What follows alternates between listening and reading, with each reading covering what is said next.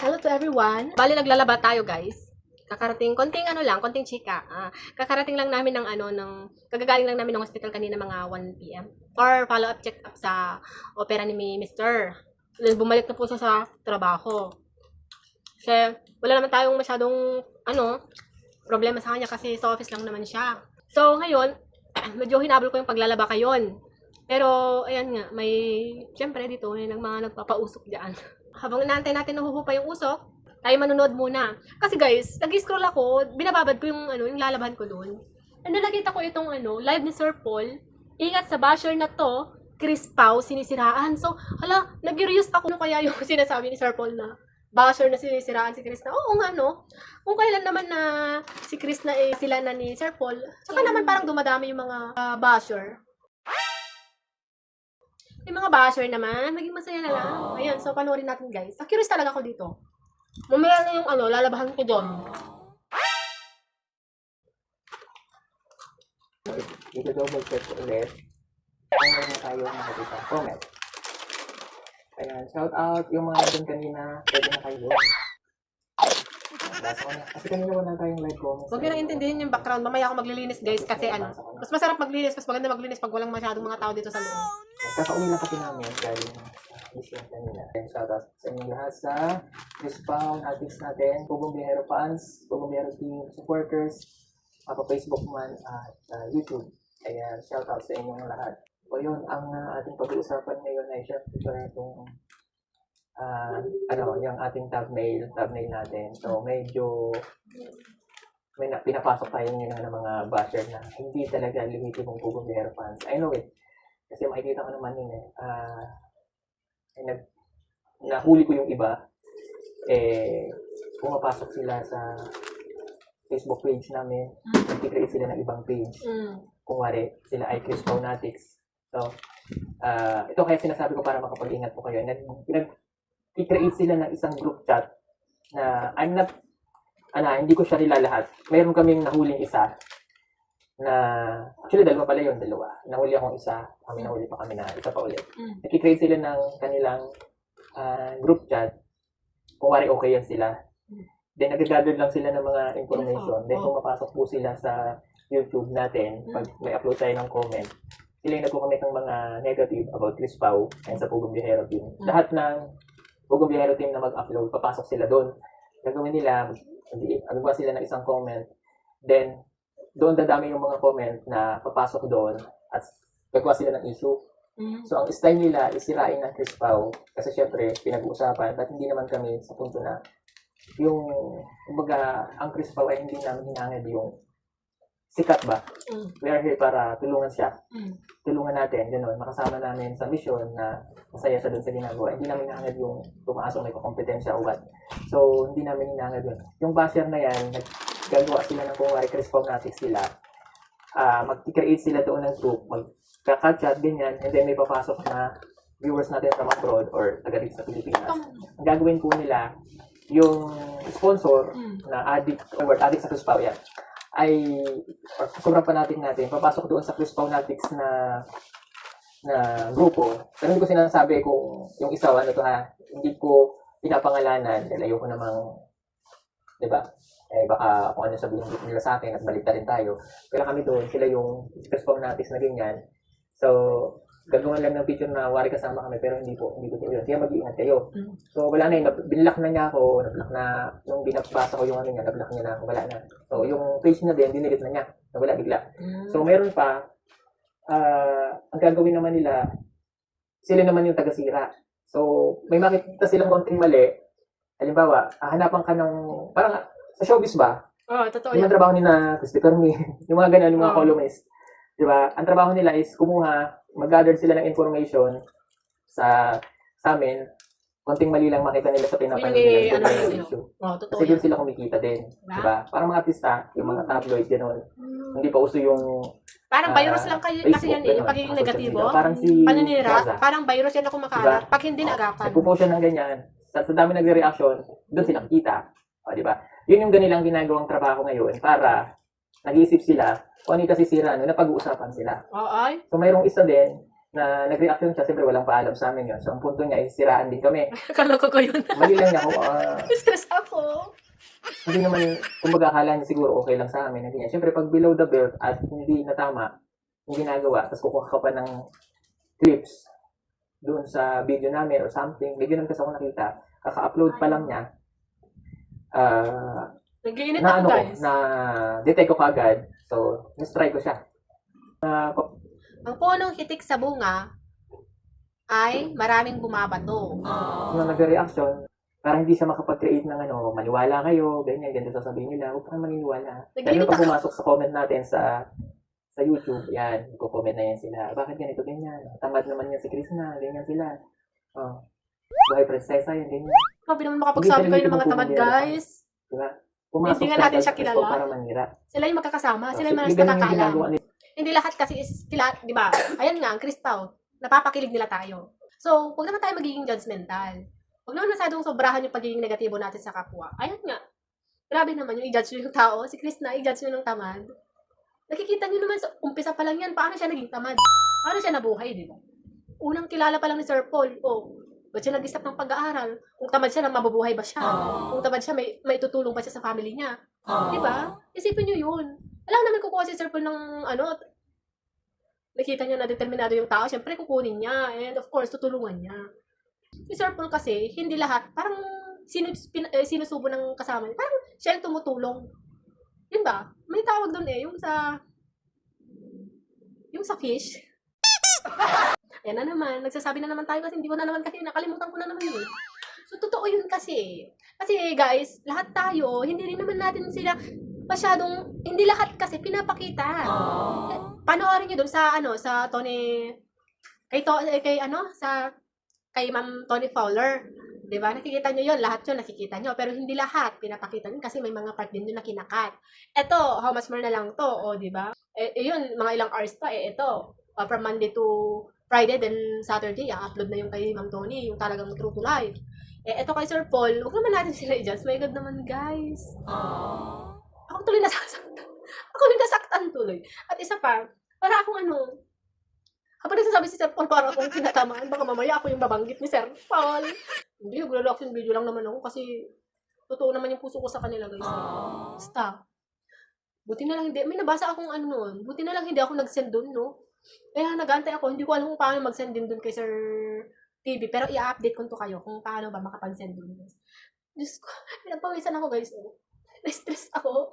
Yung feeling na, baka alam yun, guys, yung feeling na habang nagsasalita Sir TV, parang, baka ako yan. Baka mamaya, mabanggit din niya ako, diba? Reaction video ba? Sir PB, baka naman, pag nakita mo to, nagre-reaction video lang ako kasi kilig talaga ako. Totoo yun. Ayokong manira. Basta gusto ko good vibes lang. Yun lang yun. Na-stress tuloy ako. So, stress ko, dami kong nasaging. Panoorin ko to. Sana nga matapos ko. Para akong kinakabahan na ewan. Para akong, hindi pa tapos guys, matatapos ko pa yung 1 hour. Oh my God, sir. Naninira sila doon, yun ang trabaho nila. Para may pagkakitaan sila sa bawat ipopost nila, marami reaction na makukuha. Kaya mag-iingat kayo doon, huwag kayo basta maniniwala. Sa amin lang po kayo maniwala. Ever since naman na nandyan kayo, alam niyo lahat sa amin, ayaw nang po bumira ng issue, ayaw namin ng mga sinisiraan yung kapwa mo, ayaw namin yan. Kasi hindi naman kami ganun. Ako, personally, siyempre guys, pansin ko din kay Sir Paul. Para siyang respetado siya. The way na magsalita siya, the way yung galaw niya. Nakikita mo talaga sa tao, guys, no? Kasi sa kanya, unang ko pa lang sa kanya noon, mafe-feel mo yun eh. Ito yung tao na hindi siya yung ayaw niya ng away, ayaw niya mga issue-issue. Ang leader na may sa sarili, may disiplina din, basta, mabait, may mabuting puso. Siyempre, lahat ng nasa baba niyan, siya yung magiging role model nila, di ba? Gaya ng iba, yan, may mga napapanood din ako ng mga nagbablog-vlog, nagsisiksi pa na, ewan, basta. Ito kasi is natural talaga na charity vlogger, very natural sila. Yung parang, basta, galing sa puso ba? Yung pag-vlog nila, pag-vlog! Doon yung pagtulong nila, Sir Paul. Ini-enjoy nila, yung parang, yun na yung buhay eh. Yun na yung buhay na, nila. Basta. Hindi ko alam. Hindi ko may paliwanag. Pero siguro pag, ay, naku, Diyos ko. Alam ng team niya na ayaw ko na nakakasakit ng kasamahan ko, ng kapwa, even na sasabihin ko na ganito. Minsan, kahit kailangan ko na sabihin, hindi ko pa magawang sabihin dahil ayaw ko nakakasakit na ang dami na iba. So, dito sa amin, sa community ng Pugumbiyahero, away-away dito, walang ganun, walang issue. Good vibes lang ba? Sabi ko nga kahapon, kahit sa mga vlog ko sinasabi ko, walang boss. Sa Pugumbiyahero House, walang boss. Lahat kami dito ay magkakapatid, magkakasama. Lahat kami ay Ayan, yun din yung napansin ko, guys. Oo, walang boss. Nakikita din naman natin yung paano sila magtratuhan, no? Sila Krishna, Sir Rab, basta, yung parang makikita mo naman lahat. Yung mga, hindi lahat na ipapanood dito, nandun na naman sa ibang BB team, yung mga behind the scene. Nakikita mo, guys, dun sa mga behind the scene, nagbibiruan sila. Walang, totoo yung sabi ni Sir Paul, walang boss, pero, oo, totoo yun, walang boss. Pero, syempre, si Sir Paul yung Pugumbiyahero talaga yung parang tumatak. Siyempre, sino ba naman yung parang maglilid sa kanila? Siyempre, si Sir Paul din. Ayan. So, kailangan din yan na may maglilid. Pero pagdating sa pagtrato, pantay-pantay. Walang boss talaga. Yun. Ganun lang pagkaalam ko. Basta yun na yun. walang prinsesa, walang sir, walang ma'am, walang prinsipe.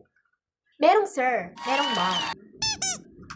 Merong sir. Dalawa kasi ibig sabihin yan eh. Merong sir na parang bossing-bossy, parang ganun. Meron din yung sir na nire-respect ka. Siyempre, yun yung ano na eh, yun na yung pag, di lang respeto, tawagin mong sir. Diba? Yun yun. Ha? Pero ang sabi ni Sir Paul, yung sir na parang pa-bossy, mga ganun. Basta yun yun. So, kung sinisiraan nyo, halimbawa, si Ralph, sisiraan nila yan. Si Krishna, or even lahat ng miyembro ng PPT team, doon yan papasok sila eh. Huwag kayong basta-basta naniniwala. No? Kilala nyo kami. Sa amin lang kayo maniwala. Hindi ko to sinasabi para pagtakpan ang Pugumbiyahero team. Dahil never naman kami nag-issue ng malalaking ego. Hate namin yun. Ginagawa namin yung charity namin, pagtulong. Nagtatrabaho kami, lahat gusto kong masaya. Lahat yan masasaya. Wala kami, hindi dami lang ganun. Kung mayroong mga makaramdaman isa na parang ganun, yung pinakausap namin yan, na hindi siya nasasaktan. Sabi ko, naayos namin. Kasi gusto ko, dito pa lang, naayos na siya, hindi siya lumalaki para walang samaan. Oo. Diba, ganun naman dapat ang family. Kila Sir Paul. Hindi lang kila Sir Paul, hindi lang sa PB team. Sa pamilya nyo, pamilya natin. Bago naman mailabas yung mga gulo na yan, or kung habang maliit pa, ayusin nyo na, huwag nyo nang ipagpabukas. Charot. Basta, yun lang, huwag na natin ipagpabukas. Kung pwede namang ayusin ngayon, bakit mo pa ipagpabukas, diba? Ganun naman talagang pamilya. No? Hindi kailangan na may ayaw ka dun sa family mo. Pangalandakan mo sa kabila. Pangalandakan mo sa kabila. Hanggang naging broadcast na. O ba, i-post mo na lang kaya. Basta yun.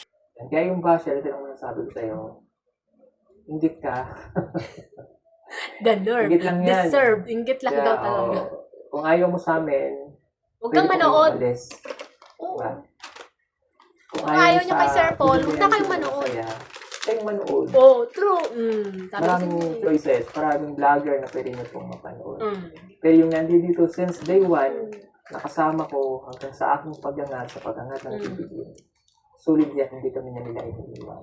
Sabi naman kay Hencar, hindi ko po talaga personal kilala yung tao na yan. Explain ko na rin ito dati pa. Nabasa ko Hindi yan. ko siya kilala. Yung ibang Wala post pong lang. kilalang Hencar. Yes, Kung ano man yung name niya, na nagko-comment ng daddy. Nababasa ko yun actually. Pero hindi ko dinidelete ang post niya kasi ayoko din namang masaktan yung tao. Baka hurt o baka may... So yun guys, kahit mga photos lang, kumikita tayo sa Blue App. Kasi danas ko din po yan. Ilang beses din tayong doon talaga tayo sumasahod noon. Noon na, kasi alam niyo kung bakit? Wala, trip ko lang talaga i-private muna yung mga account ko sa social media. Magpo-focus lang talaga ako dito. Ang ganda lang. Ewan ko. Basta, iba talaga yung charisma at aura ng Chris Pao. Doon kasi, yung sabi nila for the views, may nabasa ako. Sabi nila for the yung mga content ko before doon sa Facebook natin, more on mga patawa talaga doon, guys. Grabe, tapos makikita ka ng mga kabaryo mo, ayun, parang naman napakaseryoso natin sa personal, pero may mga tinatago pala tayong mga kalog-kalog, ganun. Yun yung ano, mga content ko before dun sa ating page. Ay, page! Dun sa Kami, wala kaming alam dyan sa nag-create ng mga Respawnatics, ganyan. May nagpapadala po dito, katulad nung nakaraan. Hayaan mo, Sir Paul, na may mga papasok. Basta solid mga Crispaonatics talaga sila. Parang sila yung, yung ano, sila ba yung spy? Siyempre, kung lahat sila, puro negative doon na grupo, tapos wala man lang positibo na pumasok doon pa, parang wala man lang ano doon na, paano natin malalaman din na sinisiraan na pala tayo ng ibang tao, di ba? Yun din, basta para sa akin lang, may kagandahan din kung minsan yung ano, yung masama ka sa mga, doon na wala tayong pakialam. May kagandahan din minsan na may mga, parang ano, sa Marites lang ba? Akala mo, ang ganda-ganda nung title nung ano, di ba sa group? Ganun din sa Marites, ang ganda-ganda sa harap. Pakikitungo sa'yo. Pero pag nakatalikod ka, sinisiraan ka. Ang papangit yung mga binabato sa'yo. Ganun din sa Facebook, sa group. Parang sila yung ano, nag-gather lang pala ng information sila sa iyo, pero pag doon na sa Facebook, doon sa group, lalo na pag mga pina-private nilang mga group na mga yan, nag-i-invite sila, nagre-recruit sila ng mga negatibo, doon na sila atake, doon na sila gumagawa ng mga mali-maling kwento. So, kung talagang mahal mo ang Chris Pao, talagang nung umpisa pa lang, subaybayan mo, kahit paano ibato nila, di ba? Kung sino pa kasi yung mga gumagawa ng mga issue, sila pa yung hindi nakasubaybay from the start. Sila yung bitter sa buhay. Hala guys. Ganuto. Oy, di ako basher. Pero totoo yun. Hindi, totoo lang naman yung sinasabi ko, di ba? Huwag namin na Violet na na pantulog. Yun ay galing sa tropang paldo. Hindi namin sila, wala, nagpapadala sila rito even yung pictures na binigay galing sa tropang paldo. Sila yung nag-create niyan. Pero hindi ko po sinasabing itong tropang paldo ay may masamang ginagawa. I mean, sa ibang group, okay, sa Crispaonatics na nag-create ng mga Facebook page, or hindi po namin in-authorize yan lahat. Crispaonatics. Parang sila yung nagre-recruit. Gets ko na yung gusto sabihin ni Sir Paul, no? Halimbawa, pag Team Violet, o Team Red ka, sabihin na lang natin Team Red ka or Team Blue. Pag sa Team Blue ka, ano? Tapos, talagang Crispaonatics ka din, Team Blue, ayan. Tapos, ang ginagawa mo, yun yung gusto niya iparating na, yung ginagawa mo, nagsosolicit ka dyan. Tapos, napunta sa'yo, may naipon ka, tapos binigay mo sa Pugu, sa PB. Ayoko na, baka may masagasahan Ganito na lang, linahawin ko lang. Kung minsan, para sa akin lang yung takbo ng utak ko. May mga ganong eksena din sa totoong buhay. Ikaw yung hinahangaan mo yung tao, tapos parang ikaw na yung nagli-lead. Doon sa grupo, ikaw na yung nagsosolicit. Tapos sa'yo napunta, tapos may binuo kang ang grupo. Tapos binigay mo lahat kay Sir Paul. Although, binigay mo lahat, tapos pinadala mo dun kila Sir Paul. Ayan. Yung galing sa mga solicits mo. Oo, andun na yung nakatulong tayo. Pero syempre, ang tatatak talaga yung grupo na binuo mo. Pero para sa atin lang naman, kung gusto nyo, wag na kayong sumali sa mga grupo na yan. Totoo din naman yan eh. Kung gusto nyo magpadala mga tulong, diretso na kay Sir Paul. At least makilala pa niya kayo. Diba? Sa bagay, hindi rin naman natin maiwasan yung iba na hindi naman sila makapag-send, ganun. Gaya nga sa akin hanggang ngayon. Wala pa akong hindi ko din alam kung paano mag-send. Kung sa personal, sa bagay, may nag-comment noon, sa personal account daw niya. Antayin nyo na lang. Basta, pasensya na guys. Alam niyo, after ko nilagnat noon, bumagsak naman ako sa ubo. May asma kasi ako guys, pag napagod. Bigla naman napakaano ngayon. Ang fresh mo dyan, Rebecca. Dito ba? How are you, Rebecca? I'm fine, thank you. So, I'm studying before I go here. Ano pinag-ano? Grade 1. Gusto ko yung grade 1. Galing kay Ralph yan? Yes, galing kay Ralph. Ayun kay Rebecca. Nako! Ay, nako, hindi niyo magugustuhan. Pataray mag-serve. Ay, nako, di dyan magpatakit yak dahil. Alam niyo naman, sarili niyo yung problema niyo. Kung supporter talaga kayo ng PBB, kung totoo kang supporter, hindi yung sa kaligayahan ka lang doon, di ba? Kung susuportahan mo ang PBB, kung ano man yung ginagawa ng Pugong Biyahero. Uy! Gwapo ka ba? Oo. Magkamadya ka sir. Sir! Grabe yun. Gwapo yun.